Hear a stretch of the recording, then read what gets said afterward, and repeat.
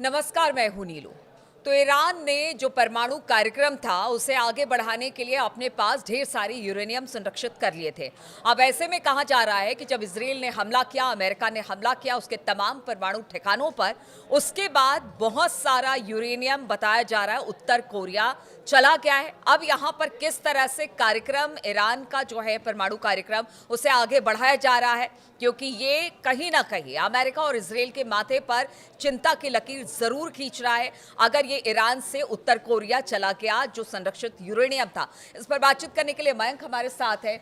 मयंक, अगर जिस यूरेनियम की बात हो रही थी कि नष्ट कर दिया जाएगा, खत्म कर दिया जाए, इसी को लेकर ये कलेश मचा, एक तरह से कह लीजिए कि जिस तरह से हमला अमेरिका और इजराइल ने किया, अब इसके बाद कहा जा रहा है कि यहाँ से जो यूरेनियम था उसे उत्तर कोरिया भेज दिया गया है। ये कितनी बड़ी चिंता की बात अमेरिका हो या इजराइल के लिए? देखिए, इस पे सबसे बड़ी बात जो इस समय की लेटेस्ट खबर आई है वो कि ईरान का जो फोर्दो न्यूक्लियर पावर प्लांट है उसके पास काफ़ी ज़्यादा हलचल देखी जा रही है। ये सैटेलाइट इमेजेस, जो लेटेस्ट सैटेलाइट इमेज आई हैं, वो बता रही हैं कि ईरान का जो फोर्दो है जिसके ऊपर B-2 बॉम्बर्स से GBU-57 bombs, bunker buster bombs गिराए गए थे, वहाँ पे अब बहुत बड़े पैमाने पर तेजी से काम हो रहा है। वहाँ पे बाहर जो है काफ़ी सारे ट्रक्स दिखाई दे रहे हैं और मिट्टी निकालने वाली जो मशीनें हैं वो दिखाई दे रही हैं और काफ़ी सारे डंपर्स हैं जो कि मिट्टी को ले जा रहे हैं। तो एक बात तो साफ है कि जैसा कि पहले ईरान ने कहा था कि ना हम किसी के डर से अपना कार्यक्रम रोकेंगे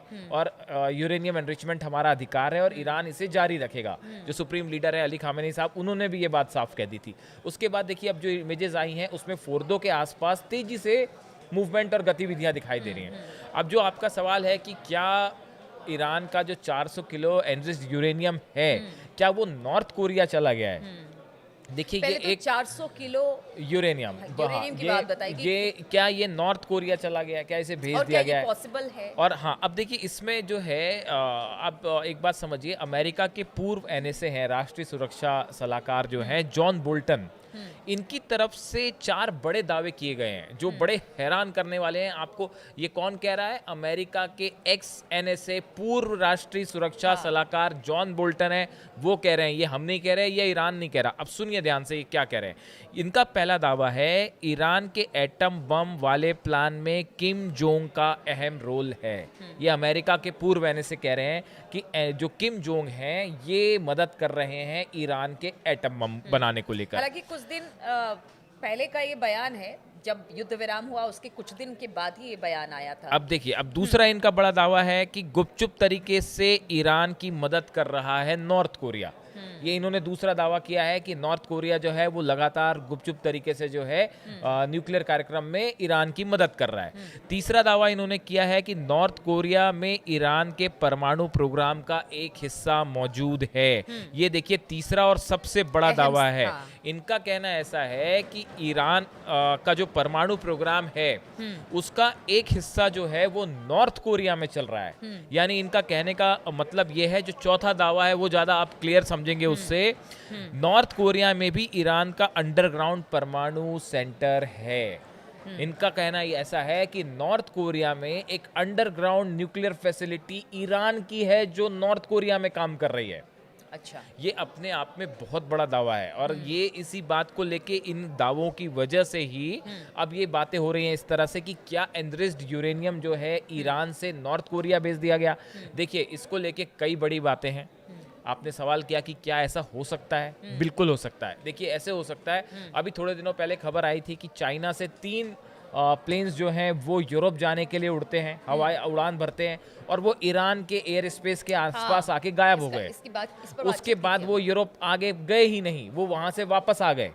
तो ऐसी बड़ी सारी गतिविधियाँ हैं जो अमेरिका और इजराइल के लिए बड़ी परेशानी का सबब है। और ईरान जो है, देखिए, किसी कीमत पर ईरान झुकने वाला, डरने वाला नहीं है, ना ही अपना प्रोग्राम रोकेगा। और खबर ये एक्सपर्ट मान रहे हैं कि कभी भी जो सीज फायर है वो खत्म हो सकता है। बिल्कुल। इसलिए तैयारी, चाहे वो इजराइल, अमेरिका अपनी तरफ से कर रहा हो या ईरान, उसकी तैयारी अब भी है। पूरी तैयारी तेजी से चल रही है, बल्कि परमाणु कार्यक्रम अब शायद हो सकता है कि और तेजी से आगे बढ़ जाए। देखिए, एक ब्रूस बेक्टोल है, ये एक एक्सपर्ट है जो कि नॉर्थ कोरिया पे कई किताबें लिख चुके हैं। इन्होंने भी बड़ा इंटरेस्टिंग दावा किया है। इनका कहना ऐसा है कि ईरान को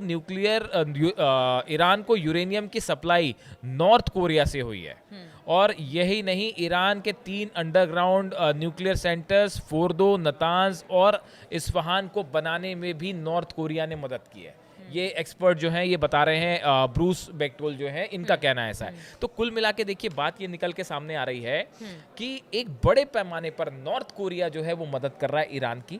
और अगर इनके जो पूर्व सुरक्षा सलाहकार है जॉन बोल्टन, अगर इनकी बात को मान लिया जाए कि नॉर्थ कोरिया में इनका न्यूक्लियर प्रोग्राम या न्यूक्लियर रिएक्टर काम कर रहा है या न्यूक्लियर रिसर्च सेंटर वहाँ काम कर रहा है, तो इसका मतलब ये है कि ईरान अब परमाणु बम बनाने के बेहद करीब है।